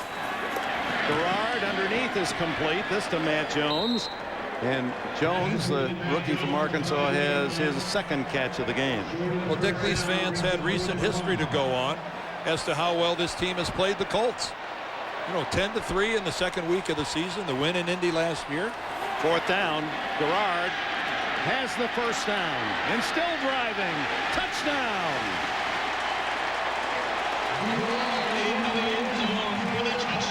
What an effort by David Garrard. Well, good for him. He looked like Greg Jones running with the ball.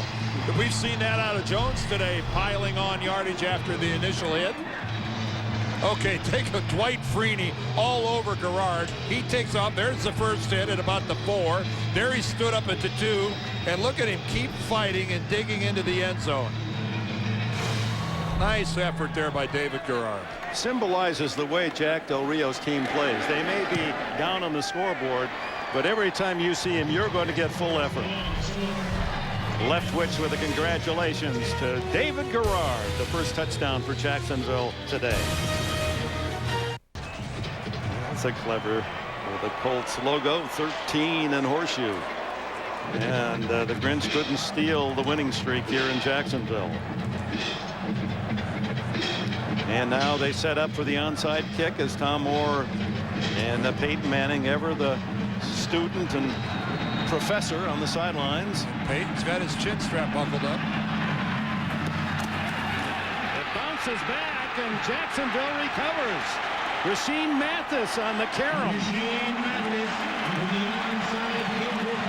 Well, faint hope lives here at Alltel Stadium. A 2-possession game. 2 touchdowns, 2 two-point conversions, and they're tied. Scobie just drills this off the front wall of the Colts. Hard to tell who it hit.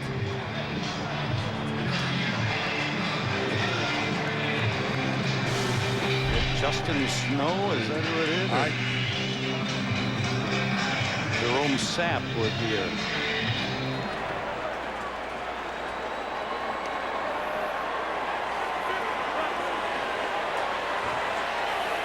It was Justin Snow, the snapper, but he's on the onside good hands unit.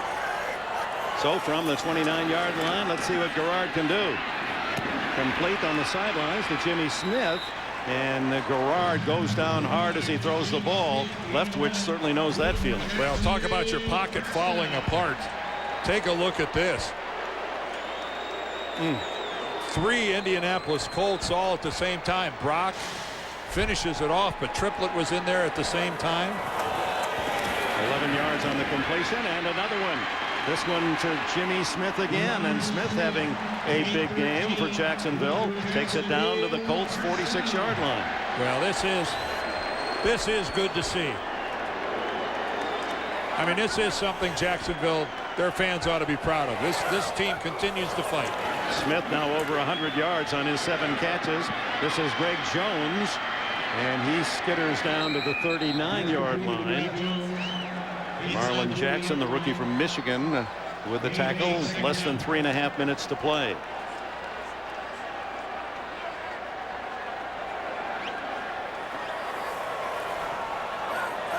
Jacksonville has all its timeouts left. Complete. Matt Jones with a catch inside the 30-yard line and a first down. Now David Garrard taking batting practice here. Everyone open. Hitting his man. Quick drive to the 30. To the sidelines, Wilford. As once again Garrard hits the deck as he delivers the ball. Triplett was on him. Well, this is, if you're a defensive lineman, this is like good news and bad news. The good news is you get the rush of passer. The bad news is it's really exhausting to do it time after time. And you're seeing some of the Colts linemen that are getting into the quarterback. Some of them aren't even getting off the line of scrimmage. Oxygen in short supply for a few of these guys. You saw Dwight Freeney really gasping for some air. Short gain on first down. Freeney runs by, and now Garrard throws on the run, complete. Ernest Wilford with a catch down at the 12-yard line. It was interesting, Garrard, when we talked to him yesterday, he said, as a kid, I used to watch Joe Montana. You know, every time Montana ran to his right, didn't he always complete the pass? And you knew that that was what he loved to do. Garrard has been practicing since he was 10 years old. And he made the distinction that Montana was running to buy time, not running to run. Underneath is Wilford, and he's tackled shy of the sideline, so the clock runs. Nick Harper made the play. Down to 2:10, 2:09 before the 2-minute warning. On second down, Garrard to the 1-yard line. Thornton saved the touchdown, but when we come back after the 2-minute timeout, it'll be the Jacksonville Jaguars on the 1-yard line. When I grow up, I want to be Dick Enberg. I used to be that young. Well, hopefully his dreams come true. It's been a pretty good 50 years. Well, if Jacksonville, and look at this fourth quarter for David Garrard, if Jacksonville gets this in the end zone and converts a 2-pointer, Tony Dungy is going to hyperventilate on the Indianapolis sideline that he's going to be 1 possession away from overtime. How can that happen? He's not. Garrard 7 for 7 passing on this drive. He ran in the first touchdown earlier in this quarter. You're going to throw for this one. Jimmy Smith, touchdown. Smith with his 6th touchdown catch of the season, and now the all-important 2-point conversion. Boy, and the Colts defensively that time just giving up way too much room. Just one-on-one with Jason David, and David just never in a position to make a play. Boy, nice soft lob over the top by David Garrard. Took them just a little over 2 minutes. 2:14 to go, 71 yards for the touchdown after the onside kick was effective. This is their first attempt of the entire season here for the Jacksonville Jaguars. Wilford and Jones to the right, Smith to the left.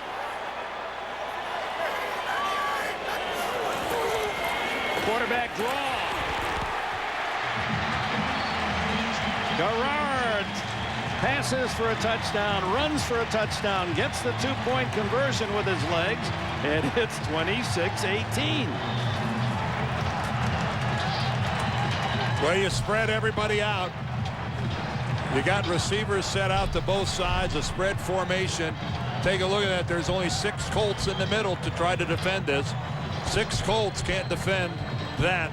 You can't keep a quarterback from gaining only 2 yards when you're that spread out defensively. So from 26-3, Tony Dungy sees his lead melt down to a touchdown and 2-point conversion, 26-18.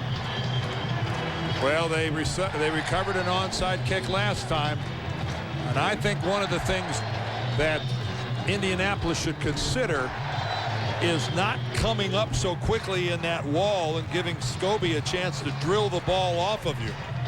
Maybe hold your ground a little bit, make him kick it the full 10 yards. And you wonder, and they have all their options. At times you set it up as if you're going to kick it to one side and you only have a player or two to the other side, and you take that chance. Let's see what the Jaguar play is. Well, you can see the Colts all bunched in the middle there. They're waiting to see to which side Jacksonville deploys. Jacksonville making them wait, not tipping their hand. Here's cat and mouse. Oh, and he kicks it away. And that'll be a touchback and bring Manning and Indianapolis on the field at the 20-yard line. I'm surprised at that. Well, Jacksonville has all 3 of their timeouts remaining. They just are totally counting on not allowing Indianapolis a first down. Wow. Jack Del Rio saying, I think my defense can make a stand. And who would have thought in the final 2 minutes of the game that Peyton Manning and Marvin Harrison and Edgerrin James have to be playing? Well, no rocking chairs here. No, sir. And the Colts, while they've moved the ball well, their last 4 scores have all been field goals. And Jacksonville rallying late. James stopped at the 22, maybe the 23 by Peterson and Mathis. Timeout called, and Jacksonville has 2 remaining.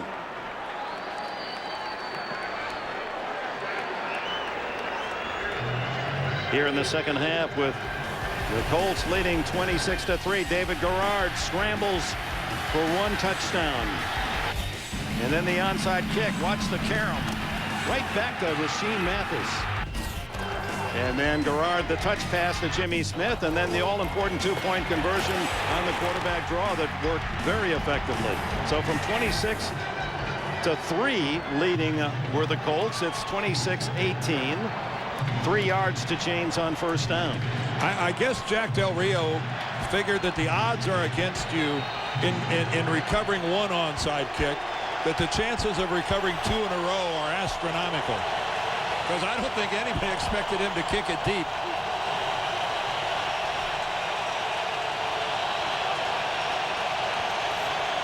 James the other way. Slowed down, and he fights to get back to the line of scrimmage. That Mike Peterson playing like a tiger, well, a Jaguar, if you will, and helped out by big Marcus Stroud. Boy, it looked for a moment like he was so close to getting around the corner, but you can see the big hit there made by Aiken Adele, who stiffed it right at the line of scrimmage and wouldn't let James turn the corner. Gerald Sensible also up from the safety spot to slow down James. So no gain on second down. It'll be 3rd and 7. Well, which is normally a passing down. Safety pass, something in the flat. Well, this is one of those situations where, most teams in the league would run the football and just go ahead and force them to use their last timeout. But this is an offense led by Peyton Manning. I don't know that Tom Moore is going to be afraid to put the ball in the air here on 3rd down if you're going to let Manning be the decision maker. And a couple of late substitutions. Brandon Stokely and Reggie Wayne, 2 wide receivers in. Harrison wide right. Keep in mind, this is one of the best screening teams in the league, Indianapolis.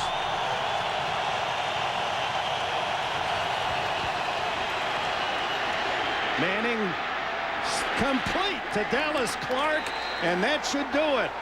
Manning, as he was backpedaling under pressure, able to throw a perfect strike to Clark.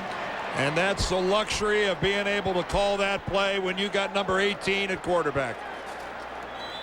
An awful lot of teams would have run the football, forced Jacksonville to use their 3rd timeout, and punt the ball away. But when you've got offensive talent like Indianapolis, the rules are a little bit different for you. Look at Manning. He didn't exactly have a clear path to his receiver. But fortunately for Manning, Dallas Clark is really open. He doesn't have to put a whole lot on that ball. Dallas Clark is in a position where he can kind of sit and wait for the ball, because Manning had to throw that thing falling backwards. But again, I'm back to what we talked about before, Dick. They don't drop balls. They don't make it easy to beat you. I think back to what Tony Dungy said. He said, if we get beat, it'll be because somebody outplayed us. It won't be because we played down to their level and didn't play good football. The kneel down by Peyton Manning, and now just an exercise to run out the clock with 1:13 left. There's not much that Jack Del Rio and the Jaguars can do now. Colts have never been the #1 seed in the AFC since the current format 15 years ago. And with this victory today, the men in blue and white will go home with the luxury of the bye in the playoffs and staying at home throughout the playoffs. And then should they continue, the Super Bowl is also just to the north up in Detroit. Yeah, we saw at times a methodical, systematic Indianapolis Colts offense, seemingly unstoppable in the first half and up to a 26-3 lead early in the 4th. Good rally by the Jaguars, but they had too much ground to make and fell 26-18. Well, congratulations to Indianapolis, 13-0, #1 seed in the AFC. Locked everything up with 3 games left to go, and now the decision comes: do we chase history, or do you rest some of your players? Dick, it's not rest so much as it is fear of injury. You don't play them, but 3 games. The only thing I can say is players want to play. Tony better not leave it up to a vote, because the players will vote to play. Stay tuned. The second game of our doubleheader coming up. Most of you will be seeing Kansas City at Dallas. The final here in Jacksonville. Colts 26, Jaguars 18.